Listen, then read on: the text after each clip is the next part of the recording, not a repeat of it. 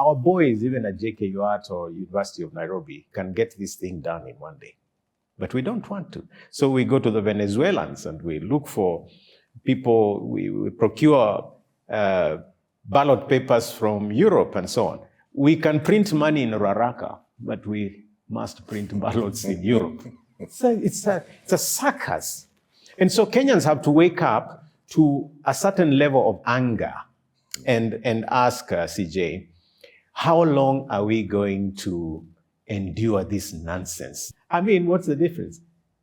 If you tell the truth, you are a true person. If you tell lies, you're a liar. And Ruto is a liar.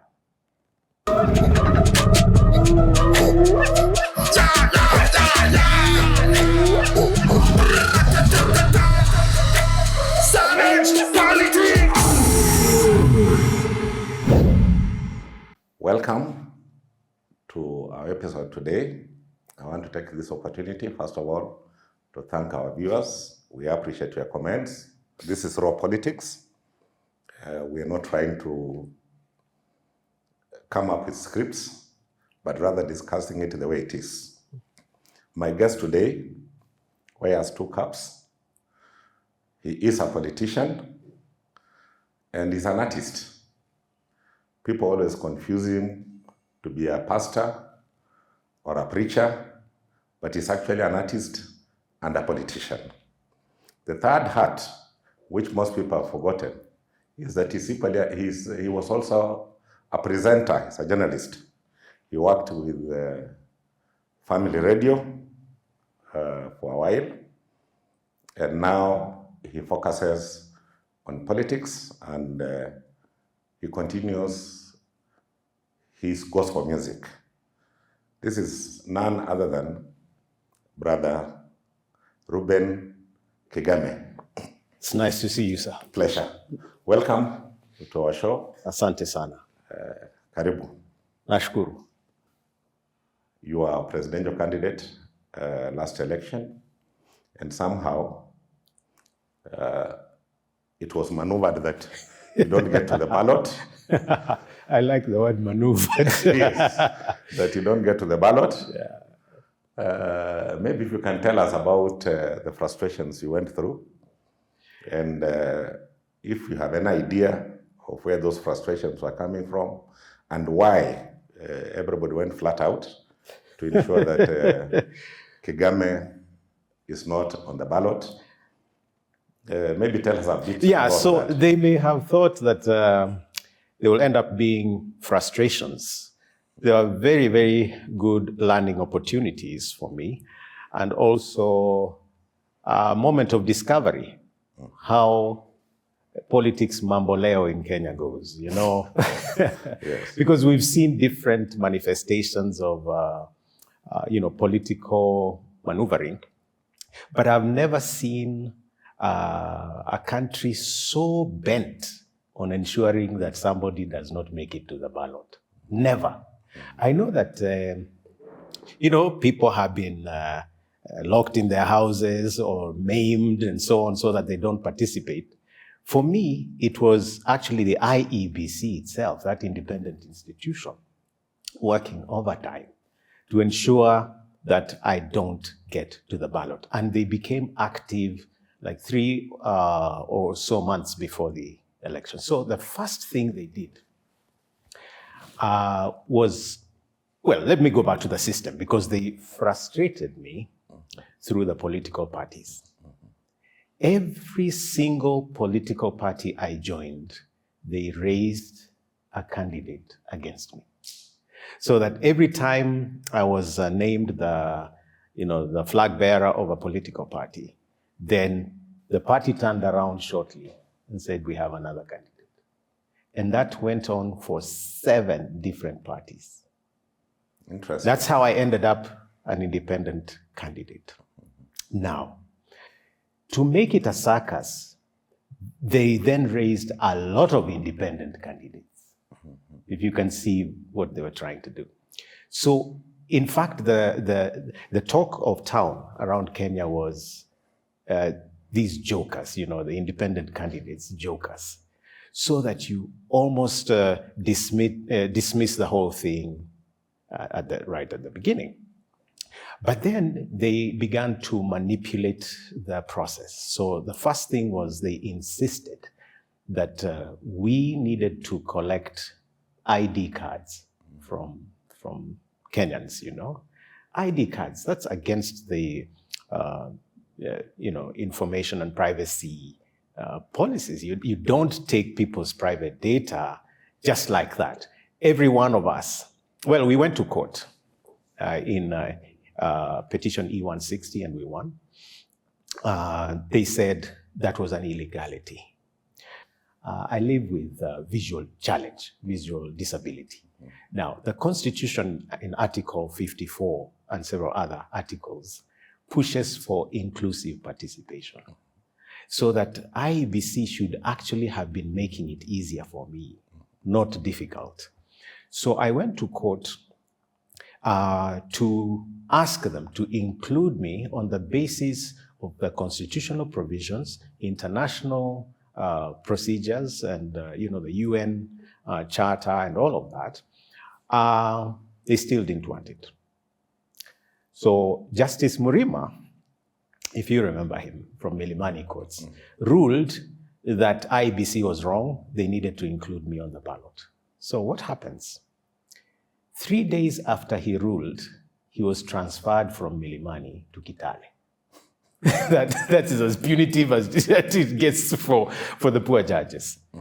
But at the same time, Chebukati went on public television and said he was now ready to include me on the ballot. I go and see him. So he gave me an appointment.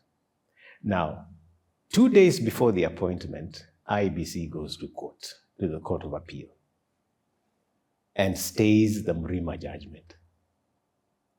Now, that was rather deliberate. I've never seen a referee so eager to play. Now, that was so calculated. So eventually, of course, I took them to the Supreme Court because the process was all warped. Yeah, it was discriminative against me. They lied and said, for example, that it would be too costly to include me on the ballot and so on. Whose mistake was it, by the way? And I didn't know I was that expensive, Cyrus. Said 971 million or something. So, but you can see the card they were playing, that having stayed the judgment in the Court of Appeal, then it meant I could not be processed in the Supreme Court. Because then Martha Koome said, because the matter is alive in the Court of Appeal, they had no jurisdiction to decide. Now, I usually expect that somehow in 6 months after the elections, all the electoral cases should have been settled, generally speaking. It's more than a year. It's going to 2 years now. Never settled that matter. So you can see it was deliberate. Very interesting. Very deliberate. So my team recognized that Ruto and the team were very scared of my being on the ballot because I would take away the church vote. I mean, Cyrus, I don't want to blow my horn here, but there is no place in this country I can go to any church where Christians don't know my music or my preaching or my radio shows and so on.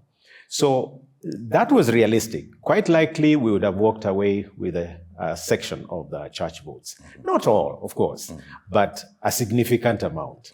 Now, there was another constituency, persons living with disability. This was the first time you had a blind person running for office in Kenya.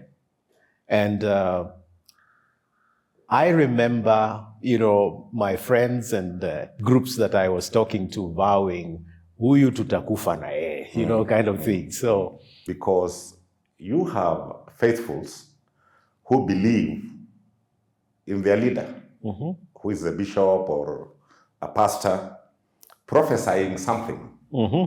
So you are actually manipulating your congregation so that at the end of the day, the congregation cannot act against the prophecy of their so-called preacher. And I have seen this happen They have started talking of rhinos. But nobody, You've seen that one already. yes, From the West. yeah, nobody helped to prophesy. We'll have a bomb blast and the shakaholas of this world.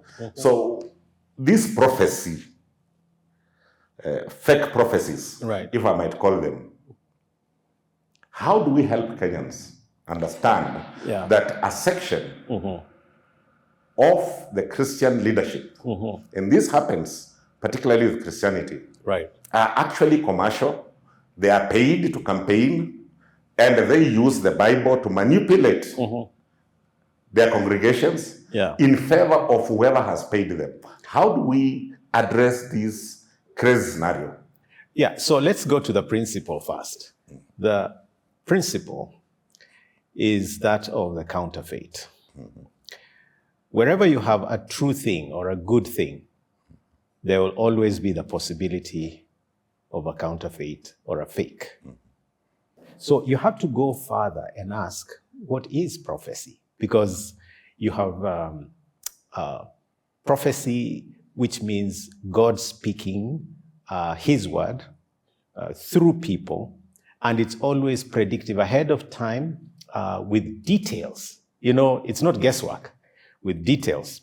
Then you have prognosticators who come and judge a moment. They look at a scenario and see the money and the fame, and they, take advantage of it.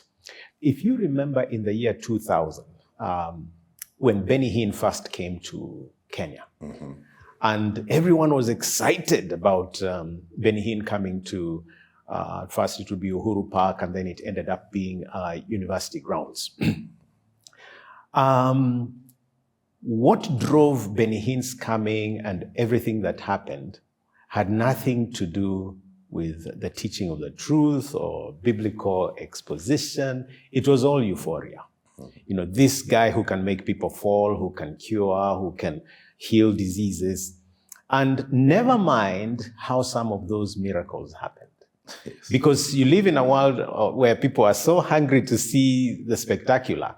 So if you go to a room somewhere and train people on how to fall, or have, walking people come in on wheelchairs, or have people close their eyes and they're led around and then they can see miraculously. The question is, we are so eager to validate, or rather prove God as a miracle working God, without investigating and without the evidence. We know the people that get healed, so how come the fakes go through? But also, why I got into trouble, I think I did. Remember, yes, because I wrote a 28-page document challenging the doctrine that Benny Hinn had been teaching, which includes prosperity and so on.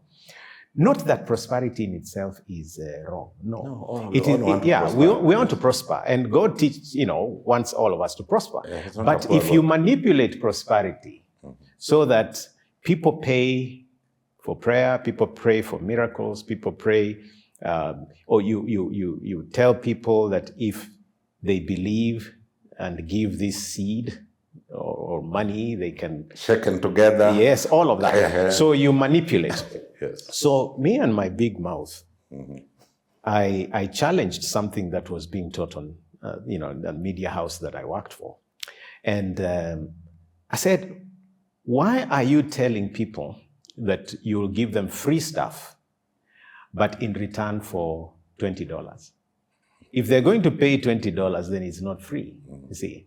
And that's what Benny Hinn was going to do, teach people that you can buy miracles, that, you give an offering, And so I got into trouble for that, for challenging what he taught vis-a-vis the Bible. Now, Benny Hinn God, who can be bought by a certain amount of money. Yes. And or manipulated by going to the grave of Catherine Kuhlman, the mentor. Or, right here in Africa, would say that's witchcraft. But in the prosperity circles, it's the power, But you can get the same power from a witch.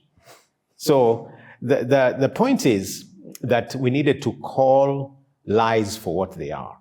And I'm coming from that angle because that is what is driving the current politics. In fact, they brought Benny Hinn back. Yeah, the other day, despite sort of, what he had done the yes. other time. So people forgot all of that, and because they sort of want this instant coffee fixes for things. The country is going wrong. They think if Benny Hinn comes into the country, that there will be less problems. Now we have more road accidents since Benny Hinn came. Are they going to fetch him back? You know, Benny Hinn never dealt with the Shakahola issue. He never mentioned it. No. So we have buried all of that in the sand. Shakahola is still alive with us, and it came in the name of the church. Other than that, we have forgotten the controversy of his last visit here. Yes, and where he was found training people to fall down wherever he raises his arm. But that is something they could have predicted, because right from the televangelists of America, they used to do that. You had preachers like Poppet trying, you know, with an earpiece, and there was somebody whispering. There's a lady in the back aisle who's suffering from this cancer. Oh, so there is a lady in the back aisle suffering, you know. So you had that kind of manipulation. Nobody knew that he had an earpiece with somebody, you know, transmitting information from the congregation and interviewing people. So a few pastors, not all, were actually, you know, promised heaven if they helped Ruto to get into office. Some of them were given money. They would flock to Karen. That's an open secret, no longer a secret. So Ruto bought the church, literally. He would go to a particular church and promise, you know, to build a church for them, or repair something, or buy them a bus, or, you know, those kinds of things that Moi perfected in his day. And you know that Ruto is a very good student of Moi. But so here is the thing. A section of the church bought into that manipulation. And because of the history of the no campaign in the 2010 constitution, when the church and, you know, Ruto took advantage of the church at that time to the effect that even the naming of the political party that they went into office with, you remember Jubilee? That was a church-initiated thing. So, and it's no wonder that it's falling apart, because it wasn't really true to, you know, the Bible. That I say with all humility, that you don't play with God. So, when we met at the EAK, the Evangelical Alliance of Kenya conference that was in May of 2022 at Nairobi Baptist, you know, Raila was supposed to come. He didn't come. So Ruto came, you know, David Mwaore was there, and I was there. Now, here is the scenario. The church was openly partisan because they gave Ruto more than 1.5 hours to address, you know, the issues, even gave him extra time, of course. And they gave Mwaore and I a total of 30 minutes lumped up together. So you could already see the bias that the church leaders were on the side of Ruto, even in the EAK. When we went into the back room to prepare, of course, nobody wanted to talk to us. They wanted to talk to Ruto. So the church was already biased. But I wish you could look at the clip of Ruto and I on stage and the fidgeting. Because with regard to issues, I think he was very evasive of issues. And especially when it came to the corruption-related stuff, you know, the value-based stuff. It was very evasive. And already for me, that pointed out a red light. Because if we were losing 2 billion per day, like Uhuru said, and that I would say would be a minimum, then the number one thing on anybody's agenda, if they came into office after Uhuru, it would be to arrest the loss of money. It would be to heal, to deal with our economic issues. They didn't want to deal with the scandals, and the Jubilee government had tons of them. Nobody wanted to address the issues of Eurobond. I mean, who borrowed? What did that money do? And all of that. So corruption was not on the table, and it's not on the table even now. That should have been a red flag that we were going into a disaster. You know, Ndugu Cyrus, and you can comment on this. Yeah, Our problem in Kenya is not the economy. No. It's not lack of money. It's not lack of resources. We have the best. It is just mismanagement, total looting. You know, you disrespect people, you disrespect resources, you even are ready to sell the country. You know, you see, we all look at Kenya today, and for us, it's our home. It's the only home we've got. For some people, Kenya is a piece of merchandise to trade locally and with foreign powers to, you know, to get money and make money. And for some people, it's an opportunity to loot. So I know you know that the economy is not really our you have any thoughts on that? I have addressed this a number of times. And I don't know, because when you look at religious beliefs right. versus somebody who speaks the truth, a fake preacher will carry the day. If I came to the church and told the congregation that prophecy is false, that this is going to happen if you choose this particular person, obviously the church will not listen to me. They'll listen to the preacher. Yes. And the easiest thing to address in this country is the economic issues. It's the easiest and most straightforward. One is wastage, serious wastage. Two, priorities. Three, exploitation of our natural resources. You pulled that out of my page. Exactly. That is our problem. I mean, it's so basic, so simple. Anybody of goodwill will be able to put this country on track. What normally shocks me, how much money is enough? And you remember my friend Eric Latif asked that in the last presidential debate. How much is enough? We actually look for leadership, not to serve, but as a means to access cheap money, looting of taxes, painfully paid by a poor Kenyan in a slum, by a dying mother, a dying child, because literally every commodity is taxed.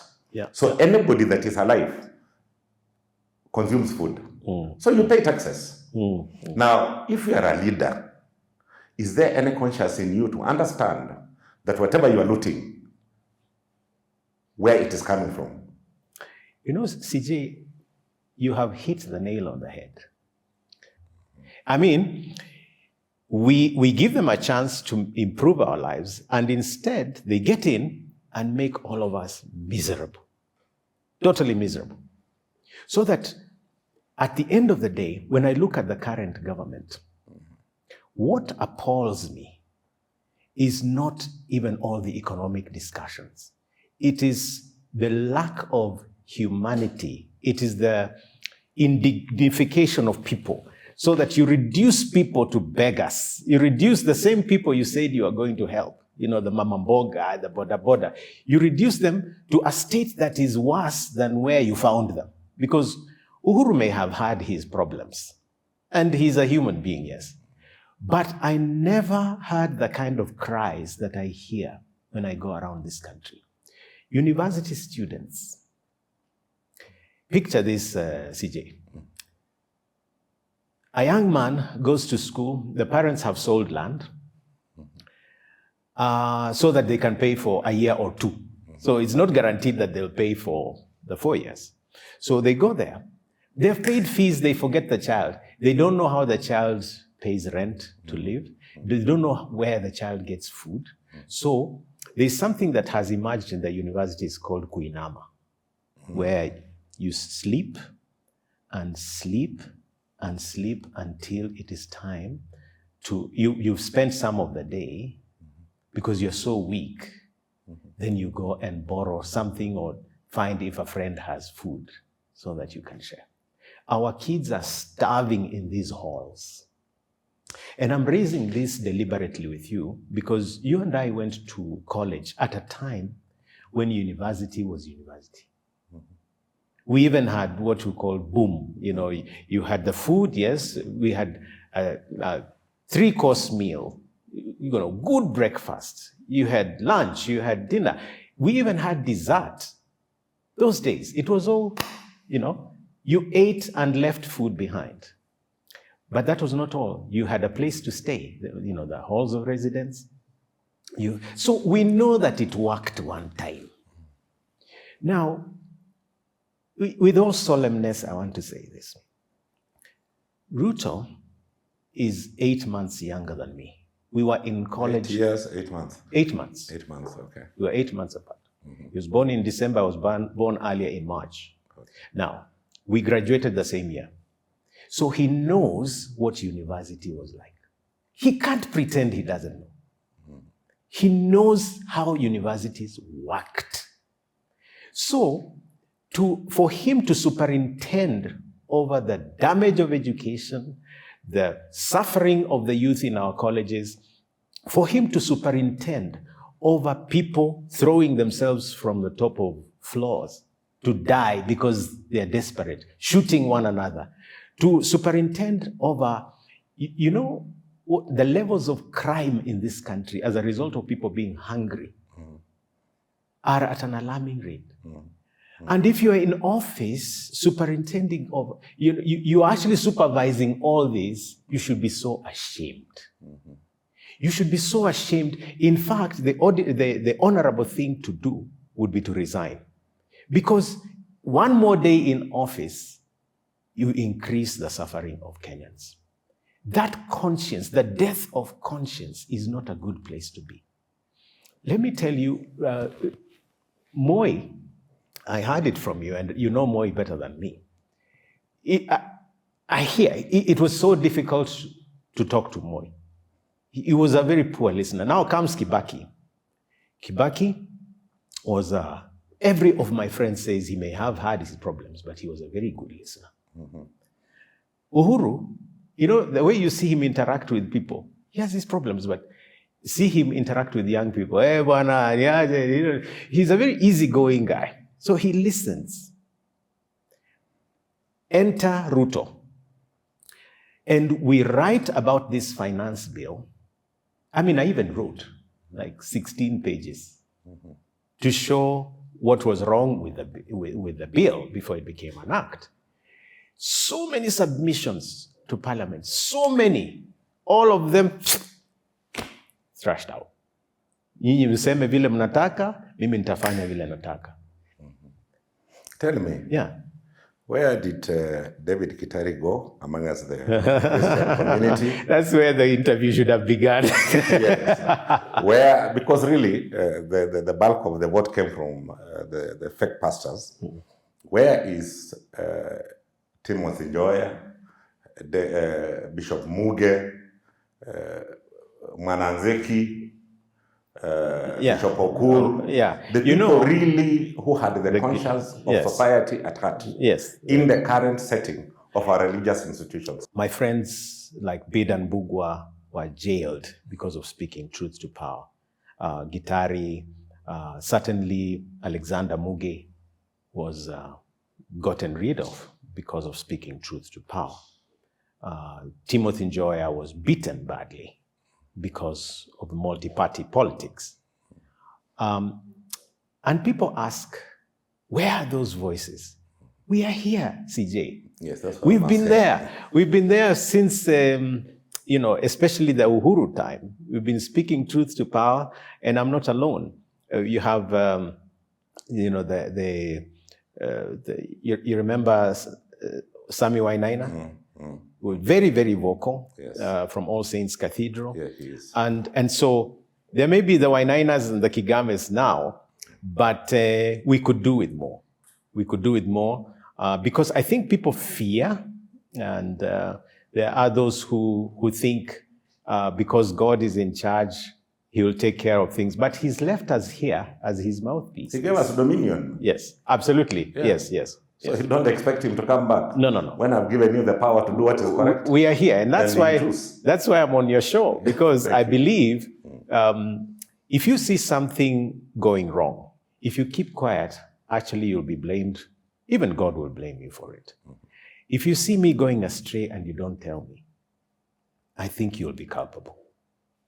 And so I have determined that as long as I have breath, I will speak truth to power, whether it costs me my job, or as it did in the past, whether it costs me my life. I'm ready for it. I mean, I am the product of the Oscar Romeros and the Jananis and Dietrich Bonhoeffers and so on that have inspired me. Martin Luther King Jr., even the Martin Luther King Sr. himself, I mean the first Martin Luther, because of speaking truth to power. And the nature of the gospel, the nature of Christianity is that we elevate truth. So when somebody comes and promises and promises and promises and says, tomorrow I'm going to do this, and never does, we just call him out. He's a liar. He's a liar. I mean, what's the difference? If you tell the truth, you are a true person. If you tell lies, you're a liar. And Ruto is a liar. Yeah. Let me ask you, it's interesting the way the church is being used to achieve certain ends that really have nothing to do with what they preach. Remember your history. Before colonization, the church was ahead with the Bible. And they promised us a mighty God who will do A, B, C, D, in. They never told us God lives in us and God is everywhere. And that was the preamble to colonization. You've had very hard talk in the western part of Africa. And now it is the church again, not the whole church, but that section of the church being used to play a certain role, or simply put, it is being used to choose who will lead you. Is the church our new colonizer, in your view? Not Secondly,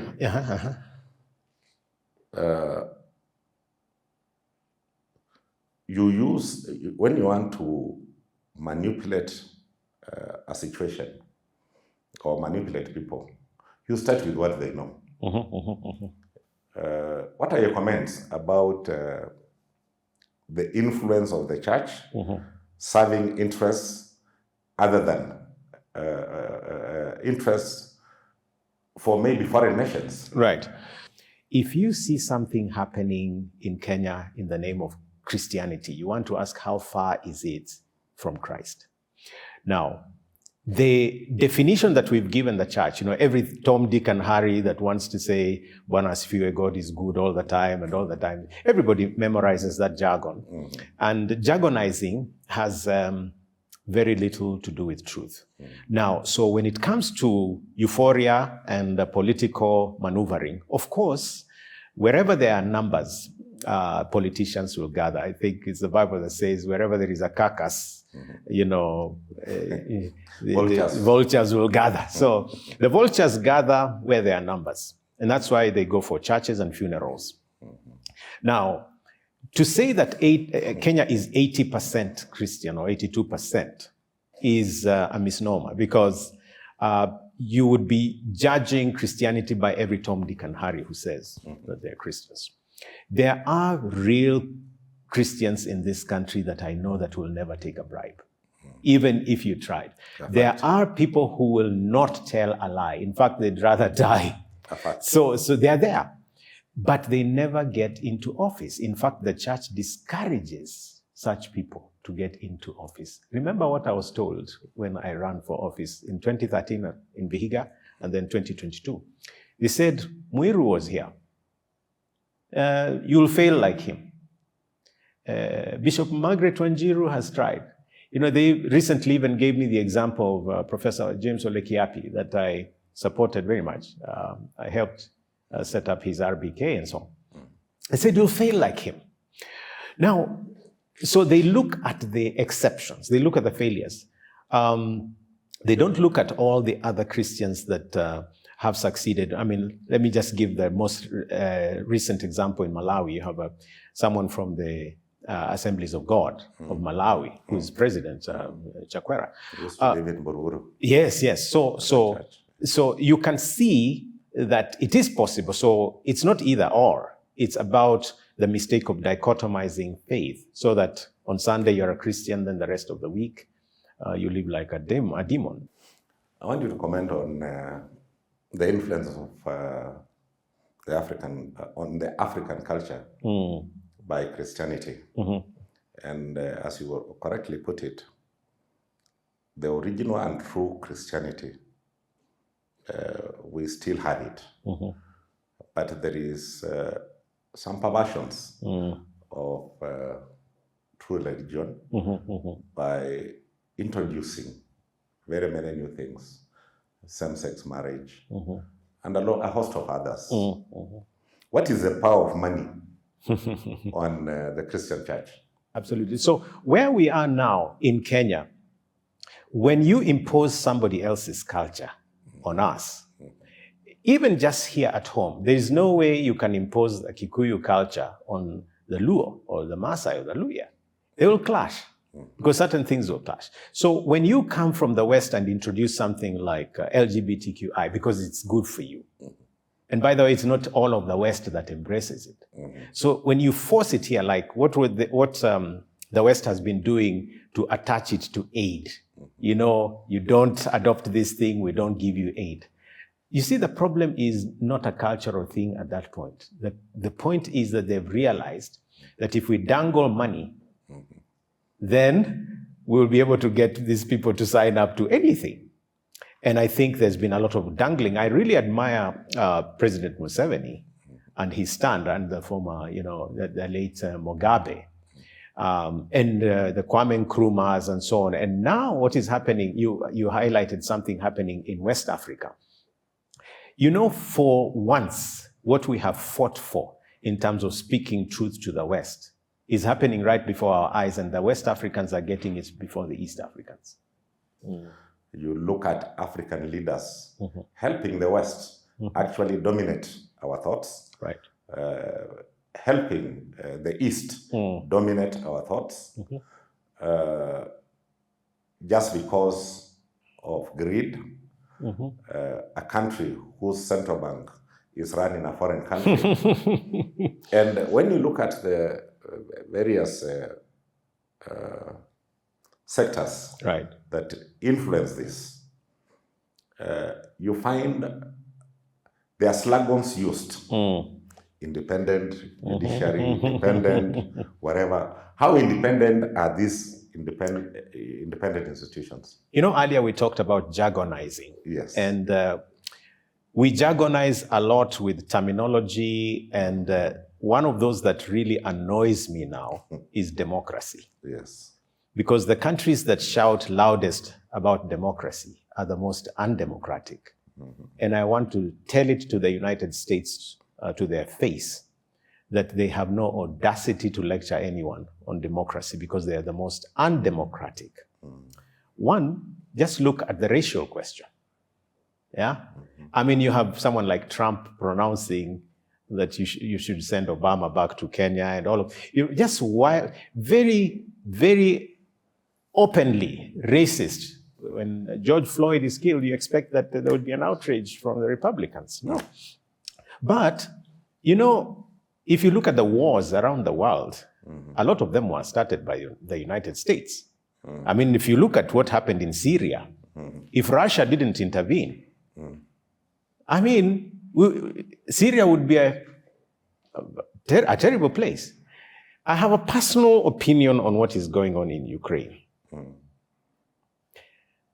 I don't like war, but I will say this whole thing of America pushing itself into Ukraine because of democracy, it's the wrong candidate to speak about democracy. And you can go to any aspect of engaging politics, and you realize, for example, in Kenya, when you say independent institutions, they're not independent. I told you about how IEBC was actually the one working overtime as an independent institution, playing the referee. They're not independent. Parliament should be independent, but see them get lectured like babies, like that's a really bad way to look at babies. But Parliament has no nerve, no muscle. Anything the executive wants will go. And the judiciary is beginning to follow suit. So when you look at the future of elections, for example, one of the big worries is how independent are the so-called independent institutions. But there is something else. We play to the gallery. We also work hard to, the way you have a table and you have some cards under the table and you have some over the table. The ones under the table are never brought up. So when you look at something like the NADCO report, the rules are already determined, the outcomes are already determined, and then it is brought to the public like something that was wanted by the public. It was actually a game of players, of friends to get power through the back door. And so national dialogue was about two groups, KK and Azimio. Sadly. And the results are predictable. So when someone like my friend Stephen Kalonzo Musyoka comes up and begins to pretend like he's now going to fight for the people and so on, the doctors, and I'm asking, where was the cost of living in the NADCO report?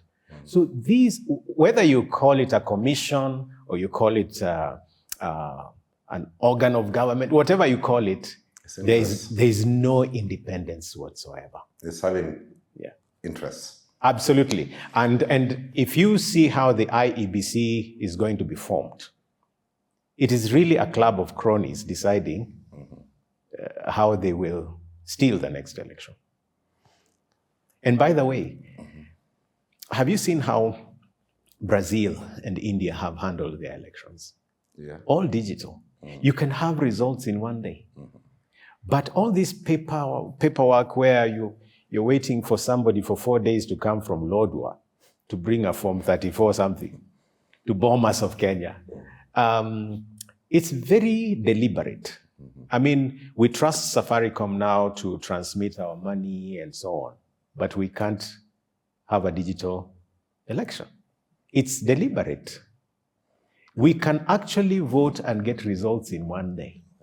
And nobody even has to go to queue, because from the comfort of your phone, just enter a code, vote for the person you want. And, through blockchain and, securing the servers and so on, our boys, even at JKUAT or University of Nairobi, can get this thing done in one day. But we don't want to. So we go to the Venezuelans and we look for people, we procure ballot papers from Europe and so on. We can print money in Raraka, but we must print ballots in Europe. It's a circus. And so Kenyans have to wake up to a certain level of anger and ask CJ, how long are we going to endure this nonsense, this mediocrity? Because we know that this thing is being planned. We can see what is being planned, say, for 2027. Why wouldn't we be angry enough to say, Tawe, enough is enough? To conclude, yes,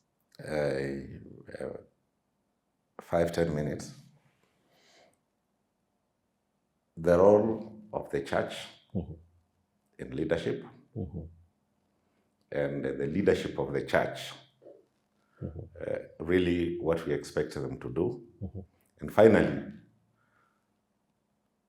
President Reuben Kigame, his vision for the country. Okay. Then we close. So the role of the church.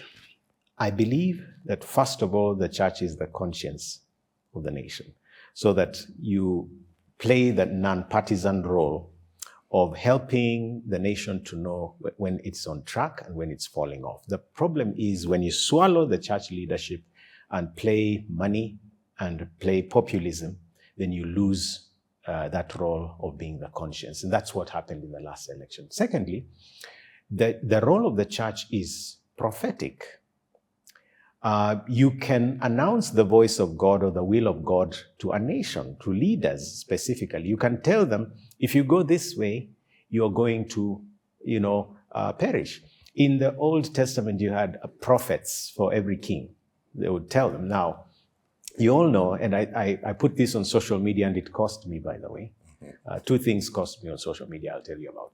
Yes. One is, I gave the example of Rehoboam in the Old Testament, yes, in the book of Kings, where Rehoboam, the young king, gets advice from the old people, and they tell him this is the way to go. He says no. So he calls the young people, and they tell him, be ruthless, be hard. And so he goes, my father chastised you with whips, but I'm going to chastise you with scorpions. Now that post cost me. Yes. Because I equated Ruto's regime to Rehoboam's. Because he was doing exactly the same thing, surrounded himself with very bad advisors. Now that loses the prophetic role, because then once you swallow the church, then they'll say what you want to hear. That should never happen. And lastly, I believe that the church should be a reconciler. And to play the reconciliation role, you have to be non-partisan. When you begin to say that Raila, for example, is a demon or a godless person, because he said this, he did that, and Ruto is God's person and so on. What happens when your God person fails? How do you help him? You can't reconcile them. And then in these churches, we have people from different political parties and persuasions that come to church. Why is it that we can give in to so little to condemn them? And I was also roasted for that, by the way. And the second thing, by the way, that made Ruto and his team to gag me on social media was the open letter I wrote last year in June. So all my accounts have been gagged, muzzled. Now, to what my presidency would look like.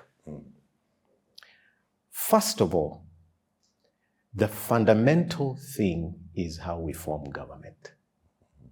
Because if we form government wrong, we will lead the nation astray. To form government correctly, you follow the Constitution, you follow conscience, and you elevate the lives of the people. Because Kenya is about the people.